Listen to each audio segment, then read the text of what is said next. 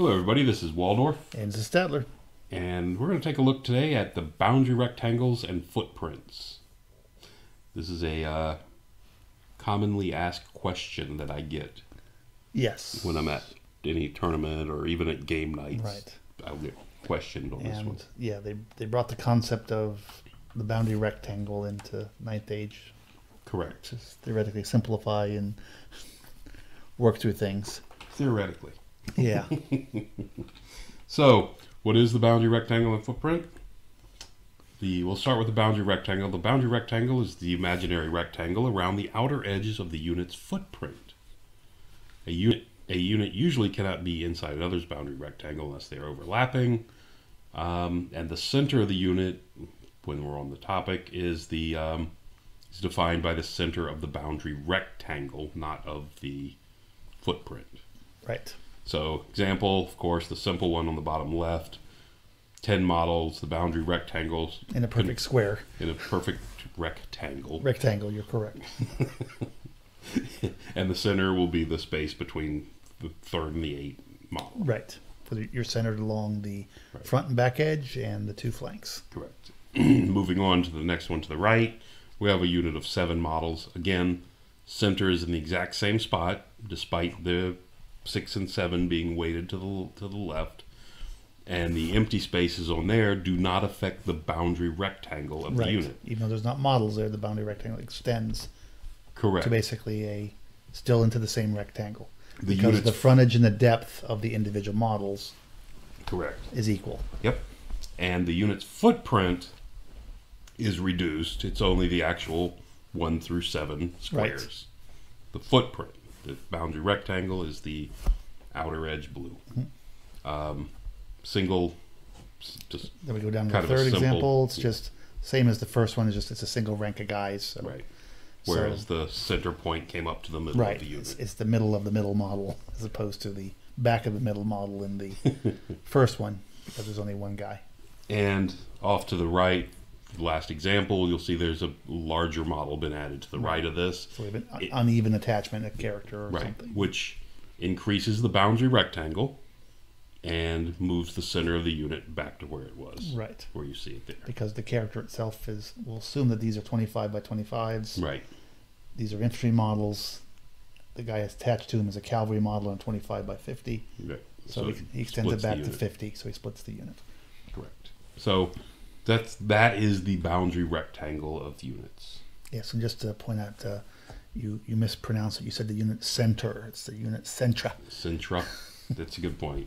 It is spelled as centra. Since we seem to be using the Queen's English in these rules. Queens. Moving on to unit arcs.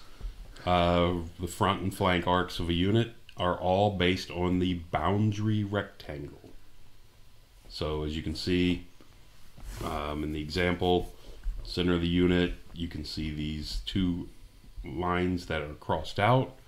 If it was based on the model, but it's based on the boundary rectangle, Right. so it uses these. For determining front, flank, and rear. Correct. And of course the same applies So to on both these examples are incomplete units. So correct. So anyway, moving on from that. Next thing we have is base contact is considered is base contact. Base contact is based on the boundary rectangle. So you're considered touching each other. The units are in contact if their boundary rectangles are touching. right. For determining who's fighting. Correct, and determine who's fighting. The as you can see in the first example, everyone's touching each other.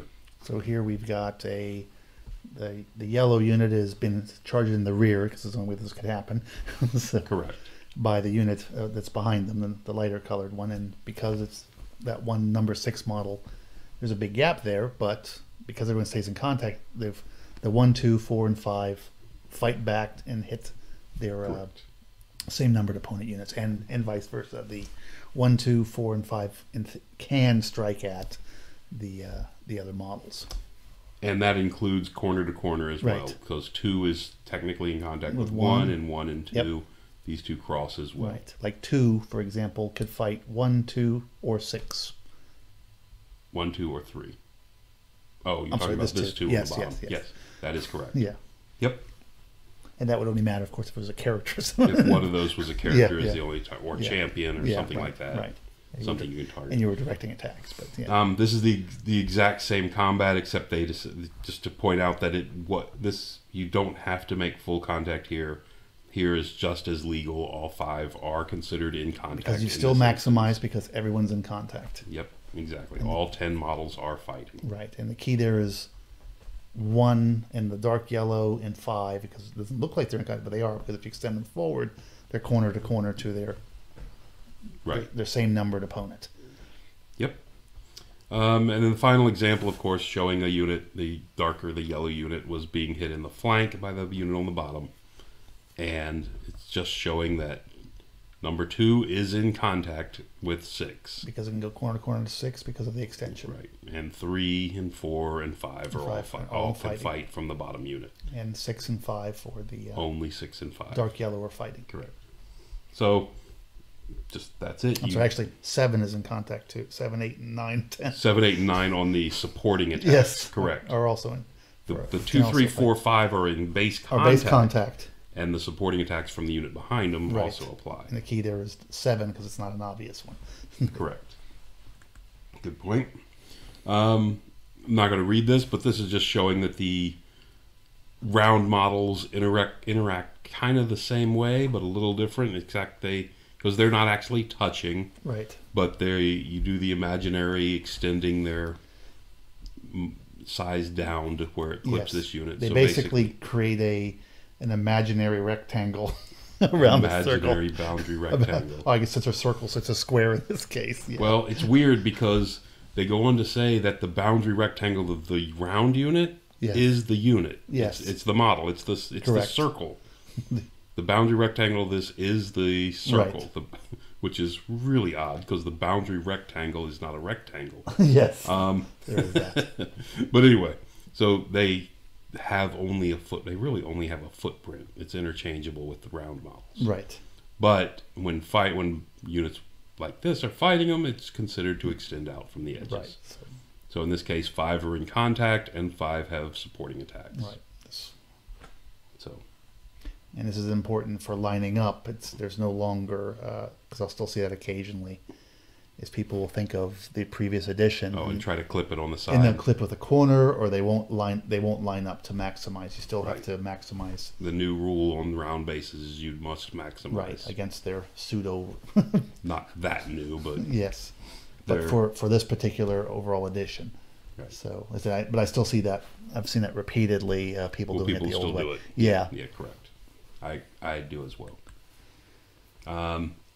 Again, talking about measuring distances, things here are the important things are the ones in red.